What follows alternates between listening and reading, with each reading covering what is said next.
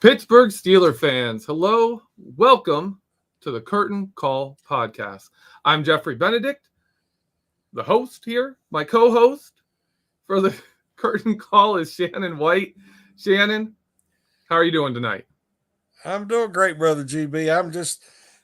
We're getting closer and closer to 8 o'clock tomorrow night, and I'm excited. Best time. It's one of the best times of the year. It is one. There's other ones, but there's a reason we call it football Christmas. Yes. And it's a great time of the year. Yeah. We have a guest scheduled for tonight. Something that's fallen through here. If he joins us, he joins us. Otherwise, Shannon and we're going to be here to talk about the draft. So hopefully there's a third person joining us soon. Shannon, all the offseason moves, all the pickups, all the people who have left, all the things that have happened. What is your number one move of the offseason so far? What's the biggest one the Steelers have done in your mind? There's been some really good ones. Colbert's wanting to go out with a bang. I think he's done an excellent job. Trubisky, I think, was the best guy to bring in because you're not having to give up draft capital. He's not costing you a fortune. Number 2 overall pick, a lot of athleticism and potential there. I think he fits in with the Steelers really well with the culture and with what they're going to be trying to do. So, but I'm excited about Miles Jacks, but I would like to see him replace Bush, not play with Bush. So I'm hoping Bush makes big, rebounds this year. But I just don't know if we've got 2 guys that are a little bit small to hold up. I'd like to see a true buck in there, and I don't know about Buddy Johnson. But I guess I was most excited about Daniels because I think you get a 24-year-old guy with 4 years experience in the NFL proven to come in, and he's immediately the best offensive lineman on the Steelers. He has loads of potential. He's very technical. You can move him to center if need be. I've just really been excited about his acquisition. Yeah, he's a good one, and he certainly fits what Matt Canada is wanting to do with the offense, with his outside zone mobility, his strength. He should be a good one. With the addition of Daniels, and of course, they re-signed Chukwuma Okorafor. You've got Dan Moore at the other tackle. You've got, I'm drawing a blank on the other guy they signed. Cole? Yeah, Mason Cole. Yes. Does that impact your view if the Steelers drafting an offensive lineman? And where does offensive line fall on our needs list with the acquisitions the Steelers have had? I don't think you have to. Again, they're in a situation they covered any glaring holes since they brought back Terrell Edmonds. So I'm happy about that because they can really look at best player available in each round. So it's very rare that you can do that, but I think they can this year. I'd love to have a young tackle to add into this equation and develop. I don't know if there's one in that would fall to the Steelers in the first round that I would be willing to go in the first. I like Penning a lot. Penning is he's nasty, he's athletic, but he's raw and he's from a small school and he's just going to need some time. And I think he'll eventually be a right tackle. I don't think he's going to be a left tackle. So I'd rather see him in the second round. But I'm like you. I don't know if they really need to reach for an interior guy right now because they've really done a good job of restocking the talent in the interior. Yeah, for a long time, I've been pushing Tyler Linderbaum. I love a dominant center, and he looks the part. Obviously, last year we both wanted Creed Humphrey. You were banging the drum for him in the first round, wherever you could get him. So I'm a Linderbaum fan. I'm a fan of the idea of drafting a guy early, and he's from the right kind of system. He's from a great college program for that. But even I'm like, the offensive line. I love you. You can never have too much talent in the offensive line. Is that your whole offense has to run behind it? I mean, they have to. They don't have a choice. But yeah, even I'm like kind of like, yeah, I don't I don't think they're going to go there. Not with the depth on the interior that they have. Especially, they're 3 deep at center, right? Mm-hmm. If Kendrick Green can play center, Mason Cole can play center, and they've got J.C. Hassenauer, who last year, given Kendrick Green was playing some his worst football of the season at that point. I think he hit that rookie wall. I think he kind of getting in his own head a bit. So he was at his low point. J.C. Hassenauer was an upgrade on him there for the rest of the season. That's a lot of depth. Daniels was the center at Iowa. Yeah, he was the center at Iowa, and he has played some 4. center. I don't know. Do you think he's in play? Do you think the Steelers would put him in competition for starting center?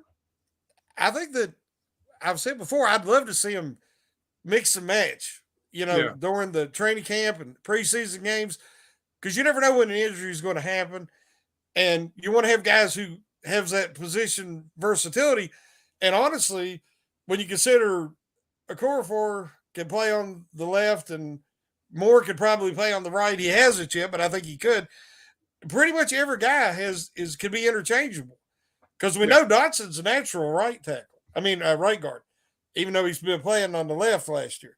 So, I would try to get him some snaps there, because you don't want to have a repeat of the last couple of years. I never want to see the Steelers have one of the worst offensive lines in the league again. Yeah, that's not good. No, it's a nightmare. And they don't have what, like 28-year-old, 29-year-old Ben Roethlisberger like they did in 2008, where he just, ran for his life, threw defensive linemen to the ground just to complete passes. And, won a Super Bowl doing it. I don't think I've been on the record, I'll go on it again. I don't think any other Super Bowl in the NFL the last 40 years wins a Super Bowl with that offense that he had that year. Couldn't run the ball, couldn't pass block, couldn't run block. Didn't matter. Ben Roethlisberger still got it done. Even with that defense, I don't think many quarterbacks last the season, let alone make the plays he had to make in the postseason for the Steelers to win a Super Bowl that year. But yeah, you don't want to go there. You'd much rather be the 2004 Steelers, where you have a new quarterback and you can ease him in with an offensive line that's just flat out dominant, than asking him to be what Ben Roethlisberger was in 2008 when he was incredible. Yep. Ben was so unique. That's what I love about superstar players.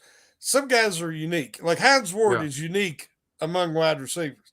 That's why, regardless of numbers, and people argue, I think he should be in the Hall of Fame, because he was unique at the position. Ben Roethlisberger was unique at the position. Mel Blount. There's different guys that were just unique.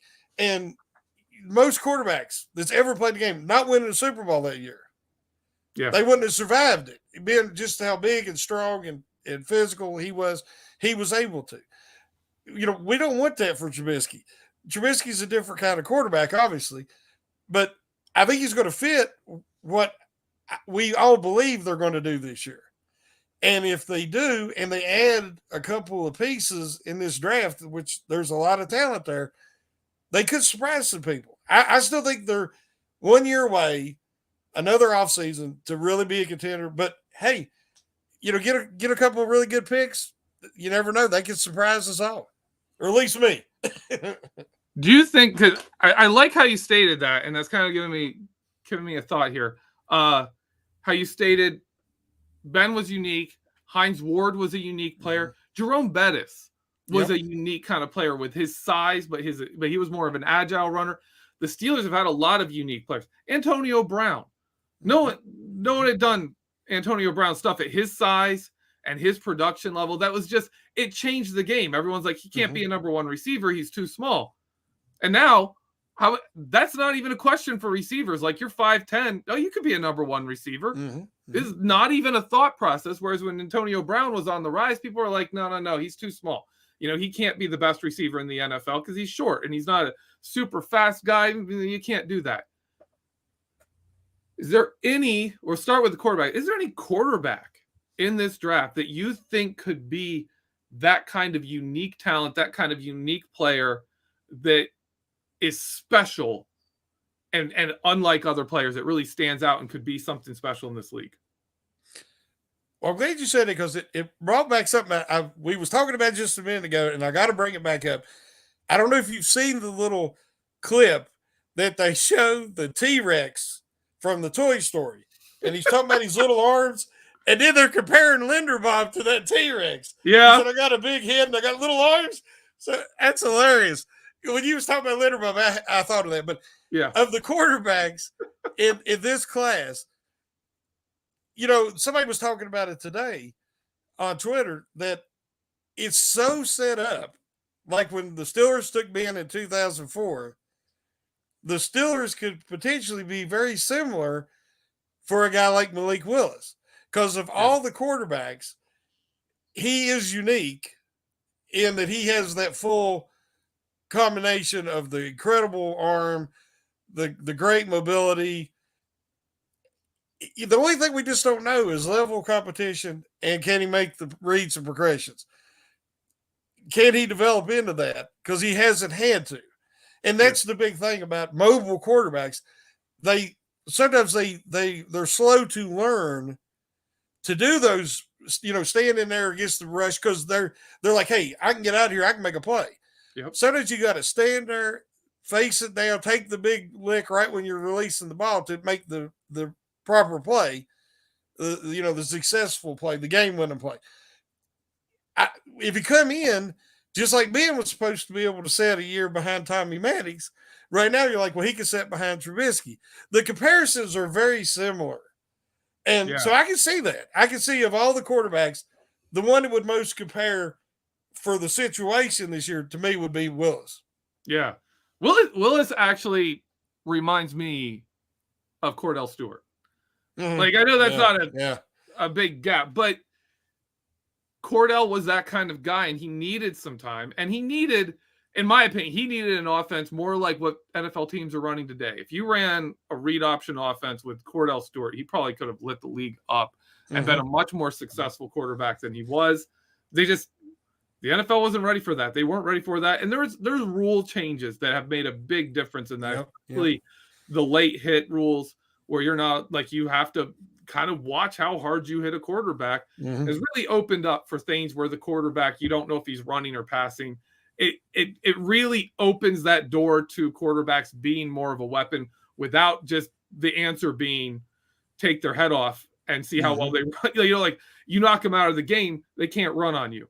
But I think Malik Willis, I think you're right. Malik Willis could be that kind of player if he falls. Do you see any other players in this draft that stand out to you, other positions anywhere, that stand out to you as that kind of special, unique kind of player that could just be something different, and a standout for the Steelers?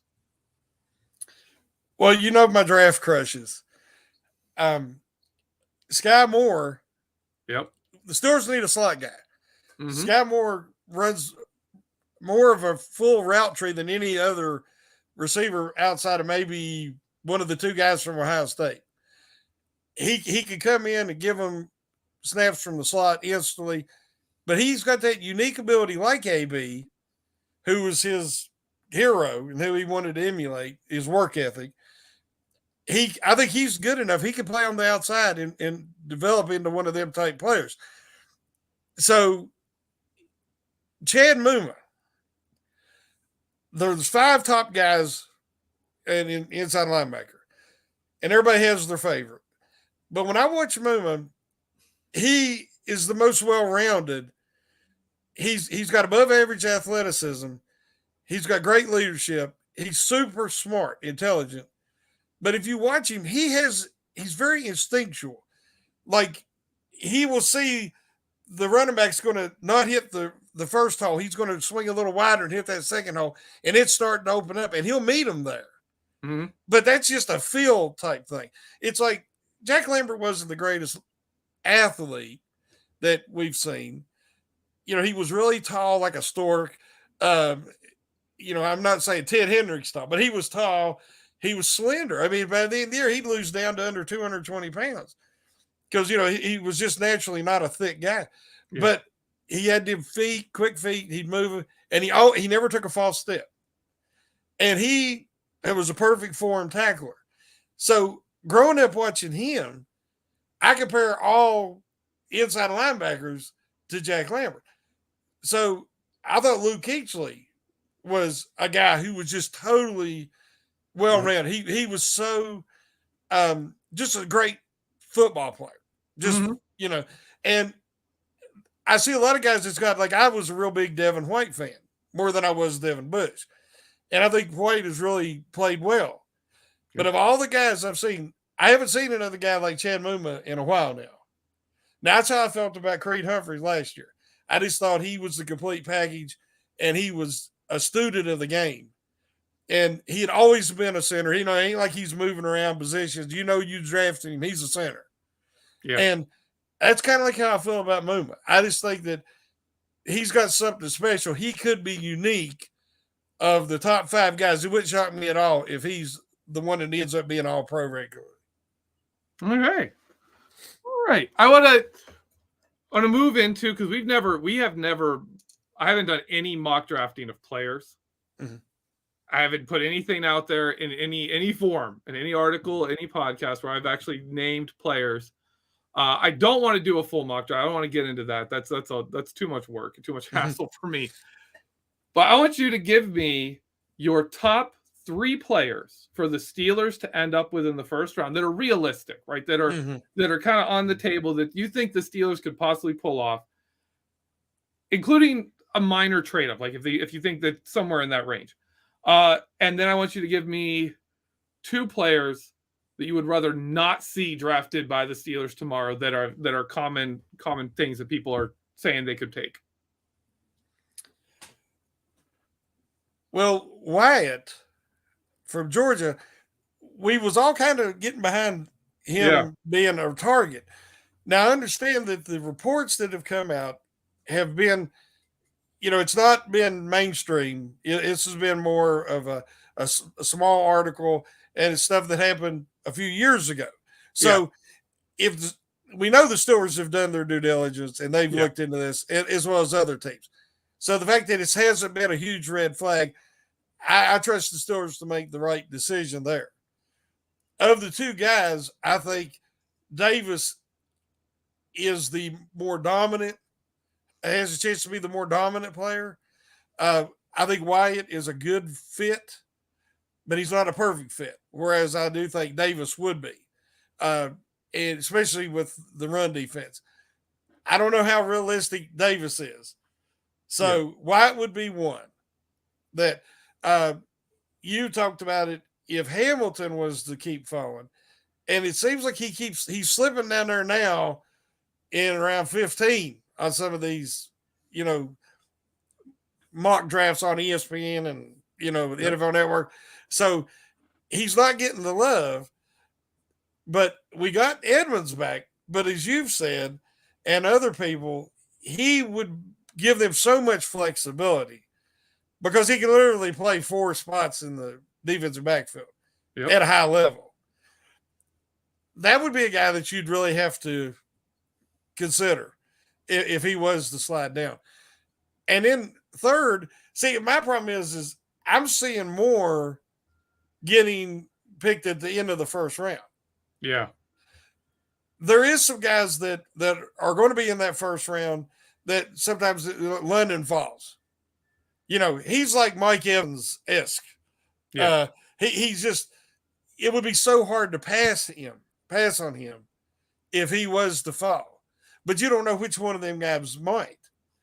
Again, I'd like to see a trade back, get additional picks, and then get a guy like Moore or something late in that first round. But I think the third guy, again, is Willis. Because I do think there's a chance he will fall to 20. I think that, we see it with our comment board. I think that people are a little bit scared because he make them progressions. He's got huge boom potential, but he also has huge bust potential, just being honest. Because you don't know how somebody's going to learn and progress. I like his work ethic. I like his character. I would, if the Steelers feel, hey, this is the guy to pull the trigger. But that would be the 3, the most realistic that I think they would really be excited if those guys end up at 20 without having to trade up. The guys that I don't want, is it Thibodeau? Yeah. Yeah. If he fell, I don't want him. To me, he is Javon Clowney 2.0. He's a freak athlete. He's going to make some plays that's just going to be like, wow, like Clowney.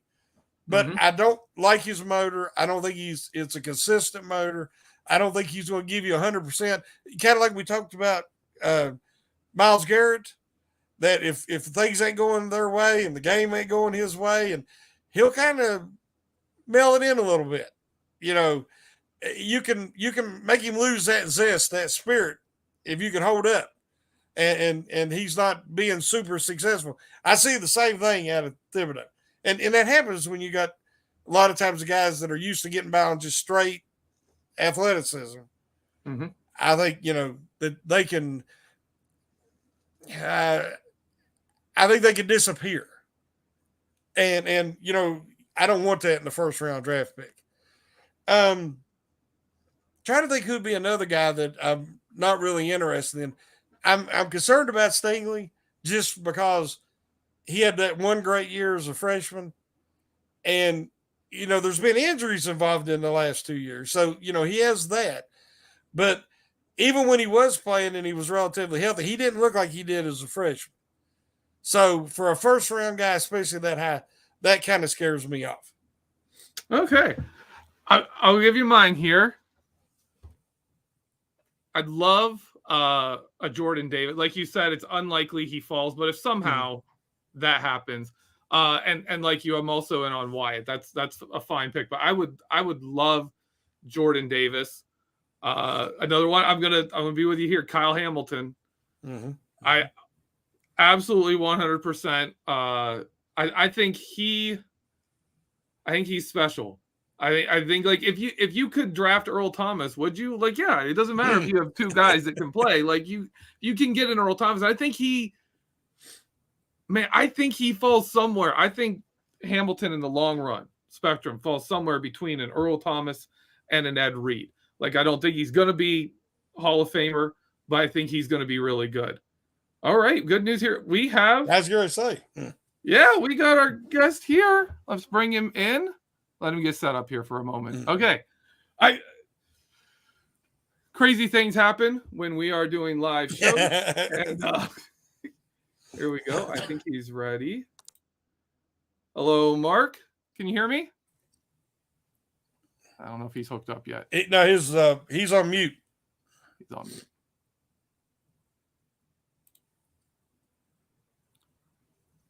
Hello, Mark. Can you hear me? I don't think you can hear me. I see he's mute. He's on mute. Okay. Let me. How do I unmute him? Is it on his end? That might be on his end. Yeah, I think it's on his. There it is. Nah. There All it is. right. Can you hear me? You can't hear us. All right. The joys of technology. Yes. Well, we hear you now. Yeah, we can hear you. He can't hear us say that. We'll let him work on There's that. no sign language. As soon as I don't know. As soon as he can hear us, we'll get it in here and get talking to him.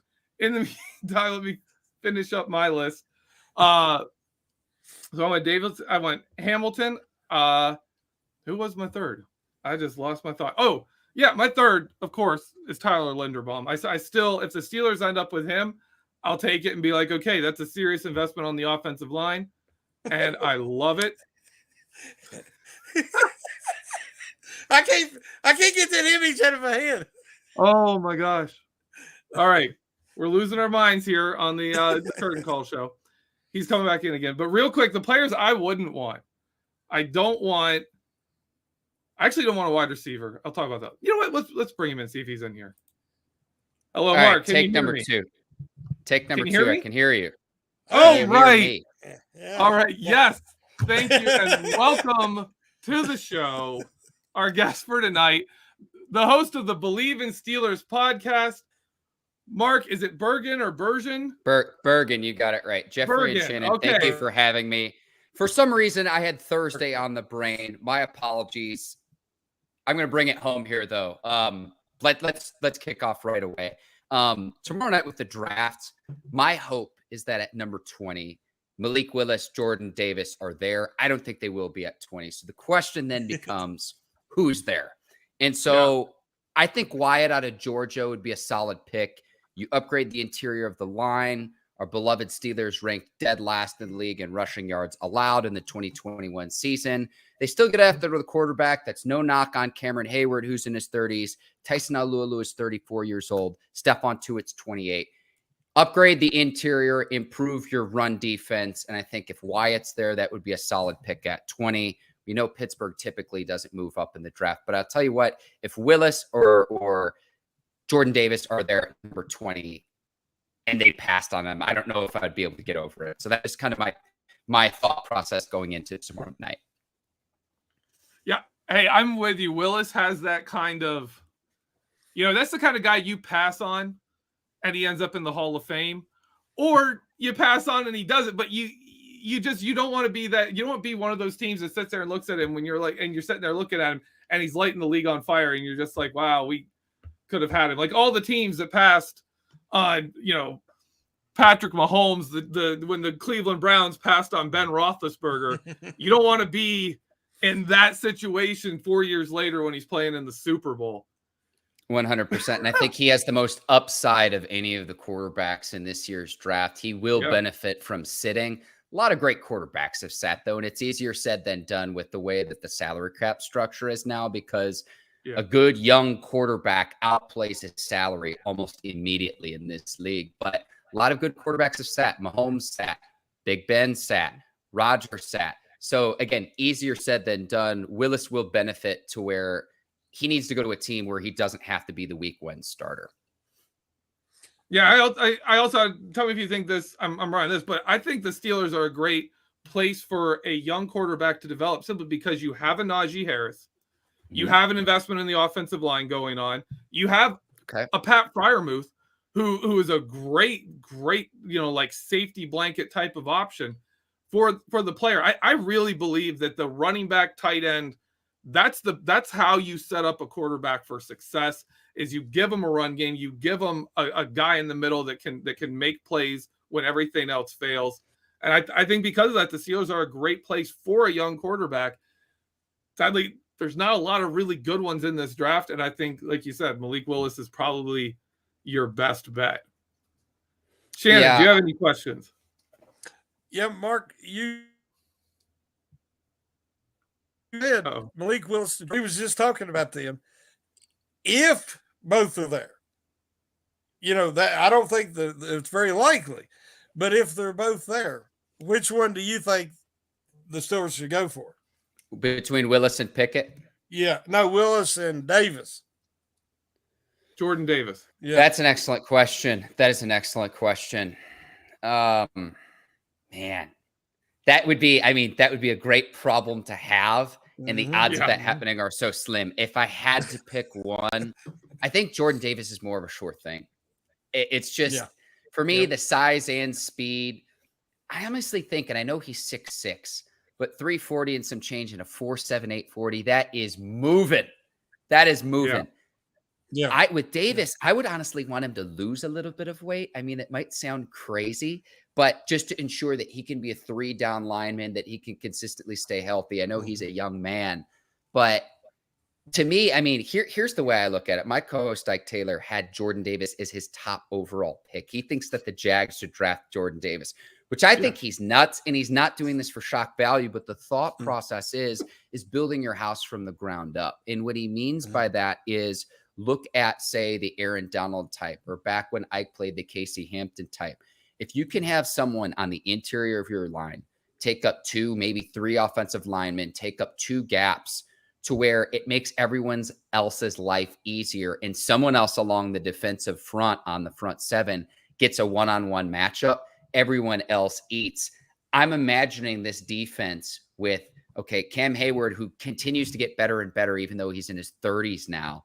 That will he'll eventually have a regression. I don't know when that will be, but it will happen. Father Time catches everyone. But how much better that TJ Watt would be, Cameron Hayward would be, Alex Highsmith, everyone else stands to benefit. And then that also shores up. You don't know what you're going to get at the cornerback position. Is Joe Hayden coming back? We don't know that. But I'll tell you what, if you have a damn good front seven, that makes the back end of the defense life a heck of a lot easier. And with Willis, too, if you draft him, he's not going to be your week one starter. So, I mean, you brought in Trubisky for a reason on a very, very savvy deal. Like the way I look at the Trubisky deal is I know there are incentives on that contract, but $7 million per season in 2022 for what a median salary is at the quarterback position, that is a bargain. So you're going to bring in Trubisky.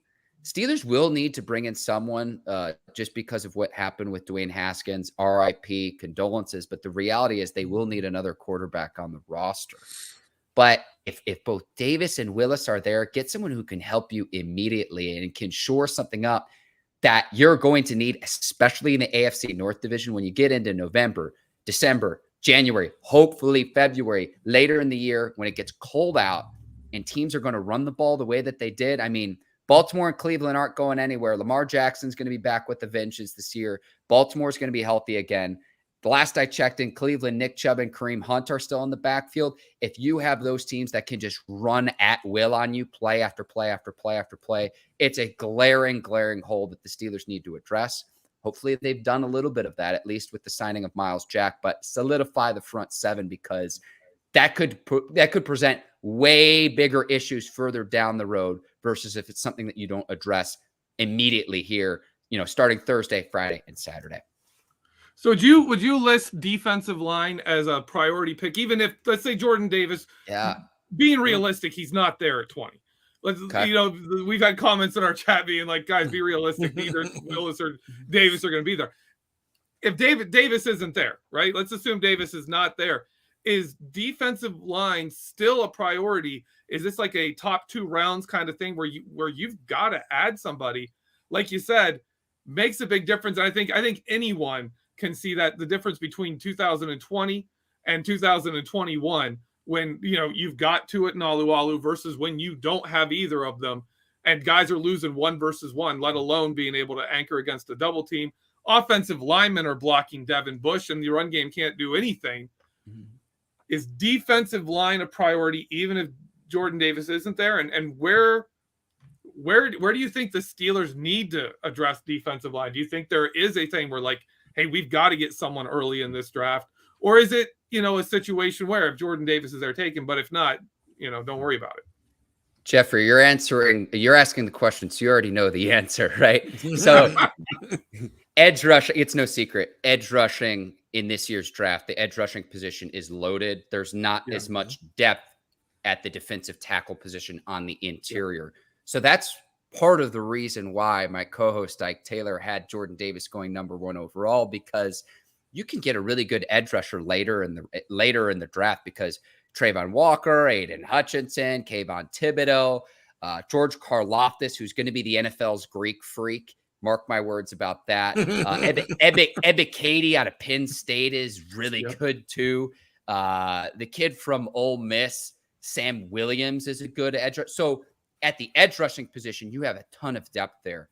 Interior, Jordan Davis, I like Devontae Wyatt, his Georgia teammate. Beyond that, there's a little bit of a drop-off. DeMarvin Leal out of Texas A&M is pretty good. Perrion Winfrey, also pretty good. Both of those players, though, are less than 300 pounds. So they're not typically what you would expect from someone who's going to play, say, the nose tackle position. And I'm talking, again, the position Casey Hampton used to play up front, where you can put him in a 0 technique and a 1 technique, taking up the A gap of an opposing team's offense between the center and a guard. Steelers need someone in the middle. And even to just, if they have a rotation, because if they get Alualu back, if they get Stephon Tuitt back, Cam Hayward, we know what he can do. If you bring in some fresh legs to get into the mix, that could be key. A guy I like for the Steelers, at least if they continue to run a 3-4 defense, Travis Jones out of Utah. Not sure how long he'll stick around for, but he's also a big man, 6'4", 325 as well. So Jordan Davis, again, probably won't be there at number 20. If he is, You cannot pass on him. You just simply cannot pass on him. And so it's like, I'm trying to manifest this, speak this into existence. I would love Malik Willis still on the board, Jordan Davis still on the board at number 20. Let's make this happen tomorrow night. Yeah, you said it. I was getting ready to bring up Travis Jones because I believe he's maybe the best pure nose tackle prospect because he not only is great against the run, but as you said, he is a big man and he moves well and he actually offers pass rush ability, which we've had Casey Hampton. And if Casey Hampton got really enraged, a couple times I've seen him get really, really mad, and he destroyed the center and put him right back into quarterback slap.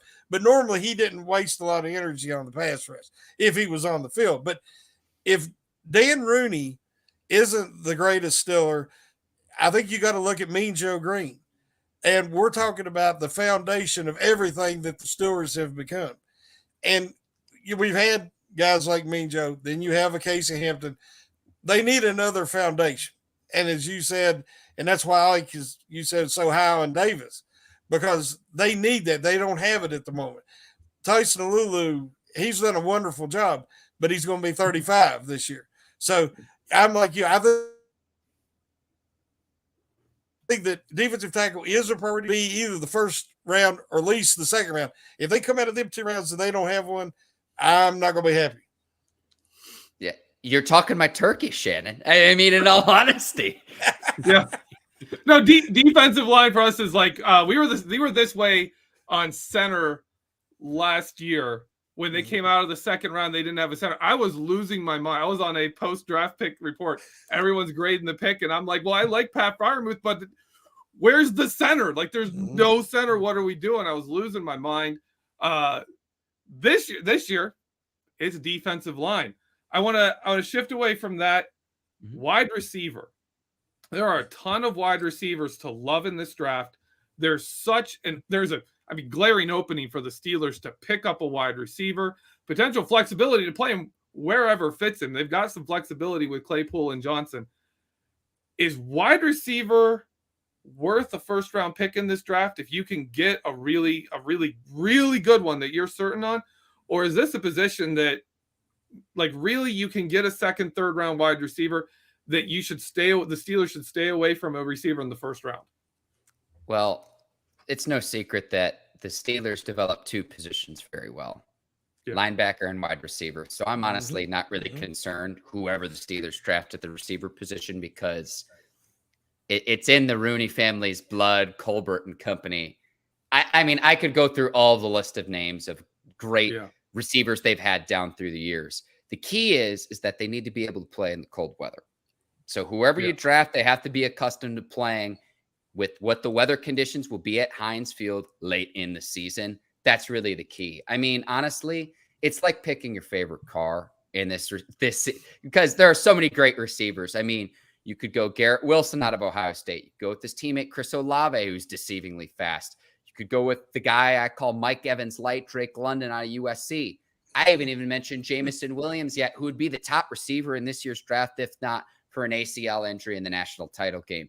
Oh, and then Traylon Burks out of Arkansas. People are going to get hung up by the fact that he ran a 4.55 in the 40. Pop on the tape. He absolutely scorched SEC defense this last season. Size and speed. He never got caught on tape by SEC defensive backs too. So again, it's just kind of like, what kind of flavor are you looking for? Someone to fill that third receiver, probably the slot receiving position, because Claypool is a nice talent, and hopefully he could build and go back to revert more to the form we saw from him in the 2020 season as a rookie. Not really concerned about Deontay Johnson at all, but beyond those 2 players, where's your receiving depth? A position that, in my opinion, was where the Steelers were deepest this past season.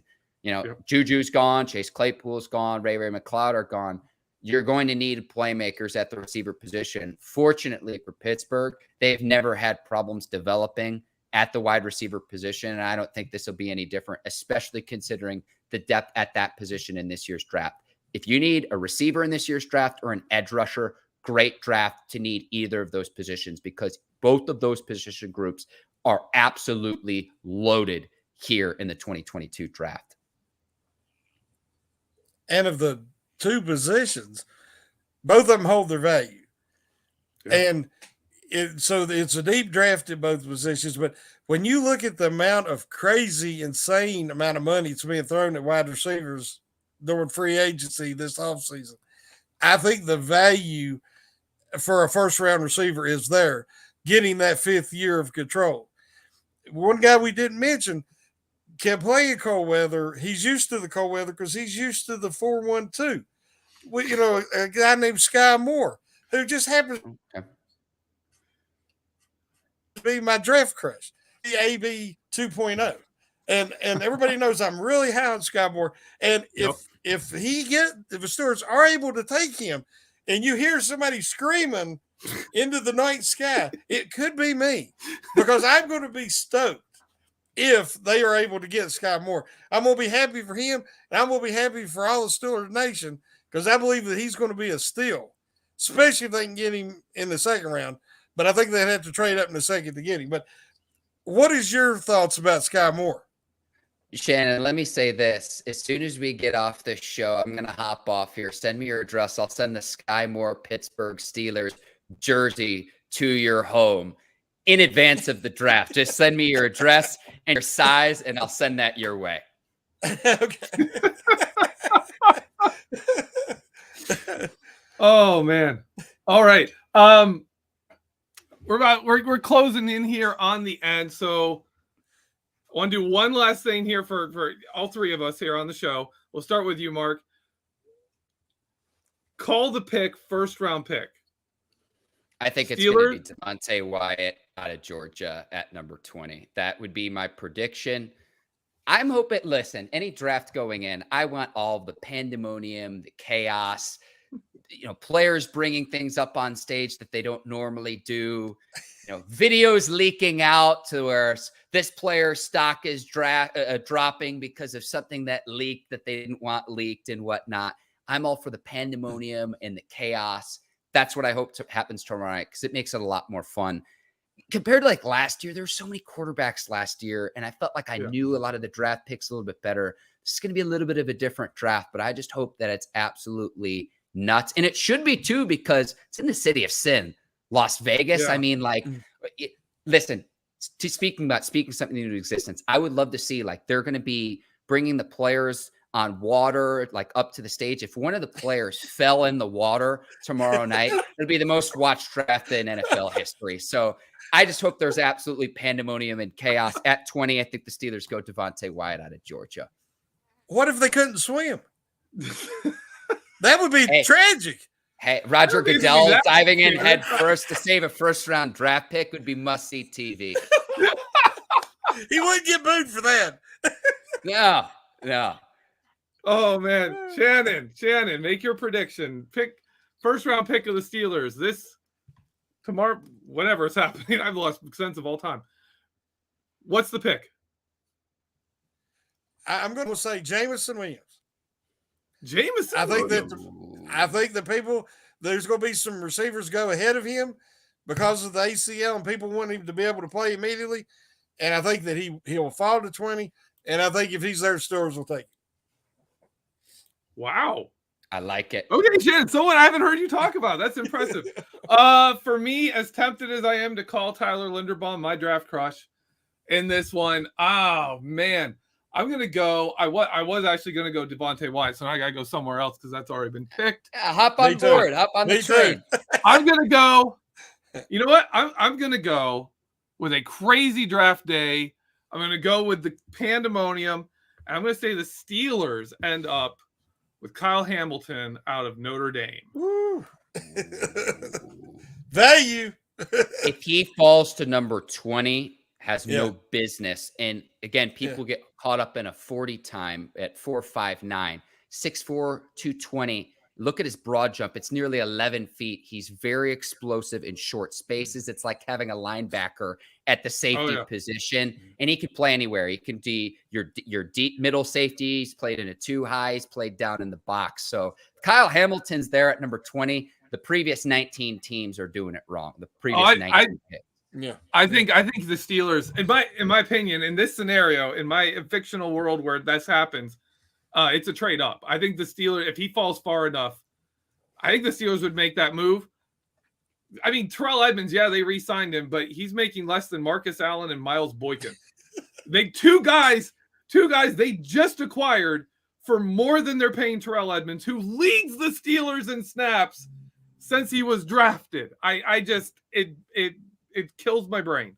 It would give you insurance next offseason as well when Minka's up and due for free agency. And then obviously Edmonds again coming back on that 1-year deal. Shannon, I like your pick too of Jameson Williams, because if not for that knee injury, he would be the top receiver in this year's draft. Whichever team gets him, John Mechie, George Pickens out of Georgia. There are a lot of good players who drop due to injuries, but once they get healthy and get right, it's like, wait a second, why did this guy go in the second round or the third round or the fourth round? That would have been first round picks, and Jameson Williams is no exception to that. You pop on the tape, he runs away from everybody. That deep speed, you see it on film. If not for the knee injury, he'd be going top 10, no doubt.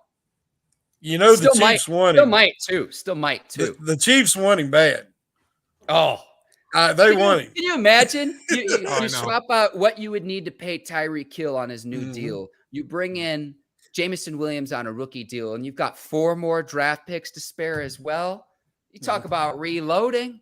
Going to KC, Andy Reid, Patrick Mahomes, and that offense. It's going to be fun tomorrow. All right, Mark. Let everyone know where they can see your stuff and where they can find you. Yes, you can see on the screen right now, my handle on all social media platforms is at MD Bergin, MDBERGIN. I'm the host of the Bleav in Steelers show, part of the Bleav Network. We're on YouTube, Apple, Stitcher, Spotify. So check us out, Bleav in Steelers, BLEAV, Bleav in Steelers. Fellas, thank you so much for having me on. And just to also help plug your podcast, Ike Taylor is his co-host, so you know that show is going to be entertaining. Ike Taylor is that mixture of crazy and genius that just creates chaos. I absolutely love him. Every time you see him with his when he hangs out with like former Steelers and his old teammates, the stories are outrageous, and it's clear that every single player on that team loved Ike Taylor. Him to me, he is a fantastic. He's one of my favorite Steelers of that era. I think he's criminally underrated and just a fantastic personality as well. So absolutely everyone go check out Bleav in Steelers podcast, Ike Taylor and our good friend Mark here on that show. Shannon, I got to say something. Okay. To Mark. One, it's been a pleasure and we appreciate it. But you have to tell Swaggy P that all Steeler Nation we love to do. I mean, if the man had hands, he'd be in the Hall of Fame. It's the truth. He would tell you the same thing. I know he never gets sick, but we love him, and y'all great. So appreciate it. All right, Shannon, do you have anything you want to plug? No, just we're gonna be all over the place this weekend, and tons of round tables after every pick, and just check us out. All right, and for me, Dave Schofield and I are vertexes on Terrell Edmonds. All the different positions the Steelers lined him up in the last couple of seasons. He's played all over the field in all kinds of different roles. So check that out tomorrow. For Shannon and myself, thank you for listening to our show. Mark, again, thank you so much for being here. I know you're a little late, but hey, you made up for it. It was a great time on the show, great content. And for everyone on YouTube watching or listening to this on the audio platform, have a great week. And as always, go Steelers.